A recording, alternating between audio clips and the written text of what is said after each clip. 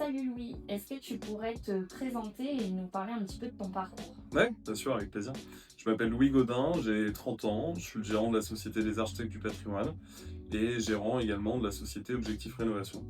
Donc les Architectes du Patrimoine, c'est une société de conseil en gestion de patrimoine qui aujourd'hui accompagne ses clients sur de l'investissement locatif clé en main. Et Objectif Rénovation rénovera du coup les appartements et les immeubles que nos clients achèteront. Mon parcours, j'ai commencé dans les assurances en 2014-2015. J'ai rapidement évolué vers le conseil en gestion de patrimoine avant d'ouvrir mon cabinet en 2018. Quelles sont les spécificités et les missions de chacune de tes sociétés?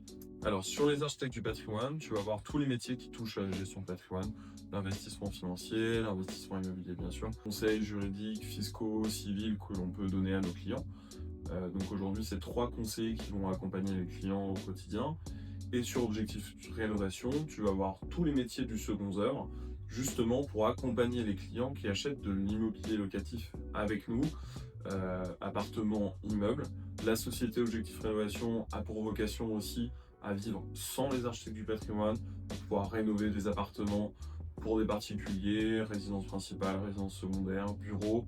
Là, on se situe aujourd'hui, on filme dans un appartement qui a été récemment rénové, qui sera destiné un peu plus tard dans le temps à du Airbnb. Donc tout est possible sur la rénovation, uniquement sur les métiers du second œuvre, donc tout ce qui touche à la rénovation intérieure des bâtiments. D'accord, super. Et quelle est ta cible du coup? Alors je m'adresse à des particuliers, mais également à des professionnels. Par exemple, sur les architectes du patrimoine, ça nous arrive d'avoir des sociétés foncières cotées ou des institutionnels qui font des obligations immobilières qui nous appellent pour faire des opérations d'achat-revente, étoffer leur portefeuille, le rendre un petit peu plus dynamique, et on leur trouve des immeubles avec une stratégie de le revendre à J plus 24 mois. Voilà. D'accord. Selon toi, à quoi ressemblera la rénovation des bâtiments dans les années à venir? Quelles sont les tendances que tu peux observer sur le secteur par exemple? Donc, depuis 2021, tu as de gros efforts qui sont consentis justement pour améliorer la compréhension qu'on a de nos biens, nos appartements et nos immeubles, sur la partie rénovation énergétique. Il y a une grosse modification qui a été faite sur les diagnostics de performance énergétique, la manière du coup dont on va comprendre ces fameux DPE. Néanmoins, il y a quelques failles sur la réalisation de ces derniers. Donc, dans un premier temps, avant de parler de rénovation énergétique des biens, il faudrait améliorer la manière dont ces derniers sont réalisés.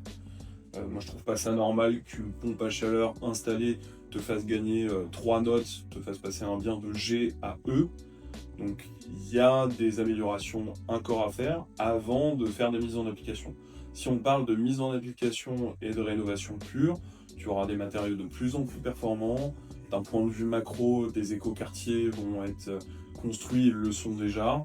Et sur le marché immobilier de manière générale, il y aura des modes d'acquisition qui seront différents de ceux qu'on a connus jusqu'alors. Peut-être des durées d'emprunt plus longues.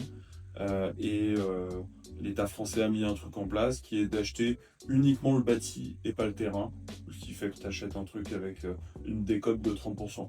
Donc d'un point de vue global, voici ce que je vois pour le futur en termes de tendance. Pourquoi as-tu intégré l'ESF et surtout pourquoi es-tu devenu partenaire aussi vite après ton adhésion? Du coup, ça faisait bien 3 ans que je n'avais pas participé en tant que membre à un réseau.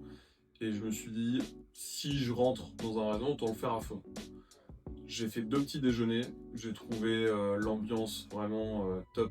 Je me suis reconnu un peu dans ce réseau, à participer dans les mois et années à venir. Et je me suis vu aussi faire des conférences dans 6 mois, 1 an, et partager en fait ma passion, parler d'investissement immobilier, parler de rénovation. Je me dis que ça pourra peut-être servir en fait à des gens qui sont membres du réseau. Et voilà les principales raisons pour lesquelles je suis entré à l'ESF.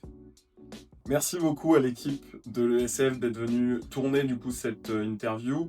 J'ai pris beaucoup de plaisir à expliquer mon activité sur les architectes du patrimoine et Objectif Rénovation. Et à très bientôt du coup sur de nouveaux événements.